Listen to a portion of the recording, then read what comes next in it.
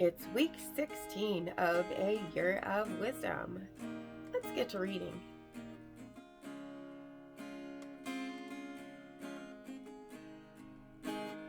Day 110.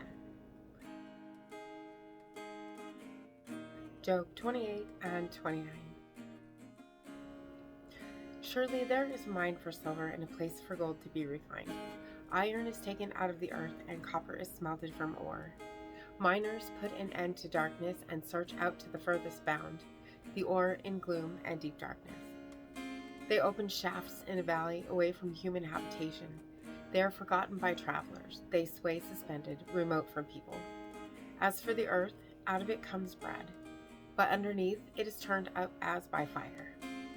Its stones are in the place of sapphires, and its dust contains gold. That path no bird of prey knows, and the falcon's eye has not seen it. The proud wild animals have not trodden it. The lion has not passed over it.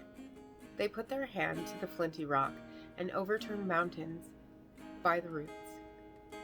They cut out channels in the rocks, and their eyes see every precious thing. The sources of the rivers they probe. Hidden things they bring to light. But where shall wisdom be found, and where is the place of understanding? Mortals do not know the way to it, and it is not found in the land of the living. The deep says, "It is not in me," and the sea says, "It is not with me." It cannot be gotten for gold, and silver cannot be weighed out as its price. It cannot be valued in the gold of Ophir, in precious onyx or sapphire. Gold and glass cannot equal it, nor can it be exchanged for jewels of fine gold. No mention shall be made of coral or of crystal. The price of wisdom is above pearls. The chrysolite of Ethiopia cannot compare with it, nor can it be valued in pure gold. Where then does wisdom come from, and where is the place of understanding? It is hidden from the eyes of all living, and concealed from the birds of the air. Abaddon and Death say, "We have heard rumor of it with our ears." God understands the way to it, and he knows its place. For he looks to the ends of the earth and sees everything under the heavens. When he gave to the wind its weight and apportioned out the waters by measure. When he made a decree for the rain and a way for the thunderbolt, then he saw it and declared it. He established it and searched it out. And he said to humankind, "Truly the fear of the Lord, that is wisdom. And to depart from evil is understanding." Job again took up his discourse and said, "Oh, that I were as in the months of old, as in the days when God watched over me, when his lamp shone over my head, and by his light I walked through darkness, when I was in my prime, when the friendship of God was upon my tent, when the Almighty was still with me, when my children were around me, when my steps were washed with milk, and the rock poured out for me streams of oil. When I went out to the gate of the city, when I took my seat in the square, the young men saw me and withdrew, and the aged rose up and stood. The nobles refrained from talking and laid their hands on their mouths. The voices of princes were hushed, and their tongues stuck to the roof of their mouths. When the ear heard, it commended me, and when the eye saw, it approved. Because I delivered the poor who cried, and the orphan who had no helper. The blessing of the wretched came upon me, and I caused the widow's heart to sing for joy. I put on righteousness, and it clothed me. My justice was like a robe and a turban. I was eyes to the blind and feet to the lame. I was a father to the needy, and I championed the cause of the stranger. I broke the fangs of the unrighteous, and made them drop their prey from their teeth. Then I thought, I shall die in my nest, and I shall multiply my days like the phoenix. My roots spread out to the waters, with the dew all night on my branches. My glory was fresh with me, and my bow ever new in my hand.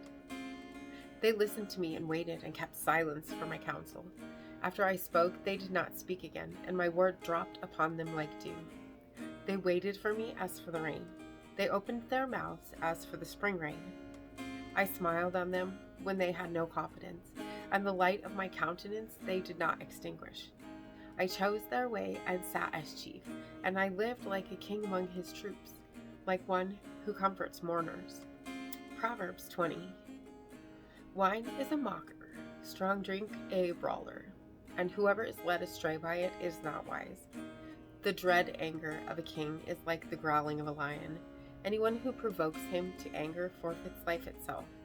It is honorable to refrain from strife, but every fool is quick to quarrel.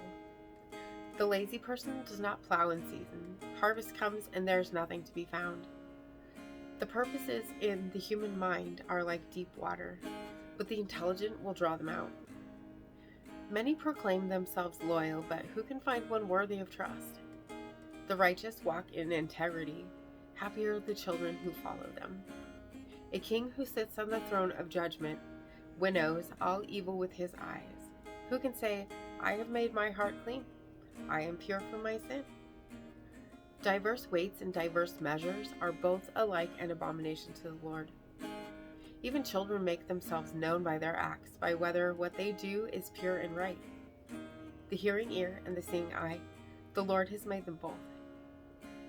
Do not love sleep, or else you will come to poverty. Open your eyes, and you will have plenty of bread. Bad, bad, says the buyer, then goes away and boasts. There is gold and an abundance of costly stones, but the lips informed by knowledge are a precious jewel. Take the garment of one who is given surety for a stranger, seize the pledge given as surety for foreigners. Bread gained by deceit is sweet, but afterward the mouth will be full of gravel. Plans are established by taking advice, waged war by following wise guidance. A gossip reveals secrets, therefore do not associate with a babbler. If you curse father or mother, your lamp will go out in utter darkness. An estate quickly acquired in the beginning will not be blessed in the end. Do not say, I will repay evil. Wait for the Lord, and he will help you. Differing weights are an abomination to the Lord, and false scales are not good. All our steps are ordered by the Lord. How then can we understand our own ways? It is a snare for one to say rashly, it is holy, and begin to reflect only after making a vow. A wise king winnows the wicked and drives the wheel over them. The human spirit is the lamp of the Lord, searching every inmost part.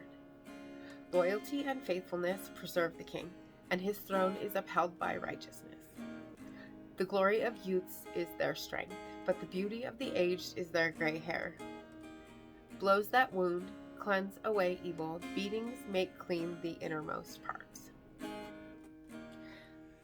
And as always, I appreciate you being here, and make sure to hit that subscribe button right there if you haven't already, and click the bell so you get notifications when there's a new video.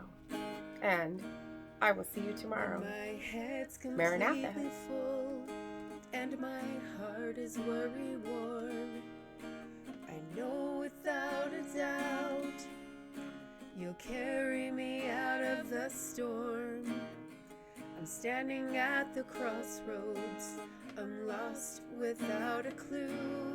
I need a big pink neon sign to show me what to do. I thank you, Lord, it glorifies you when you're the only answer. I praise you, Lord, for holding what's too much for me. And I'm amazed by you, Lord, because nothing's too big and nothing's too small to lay at your feet.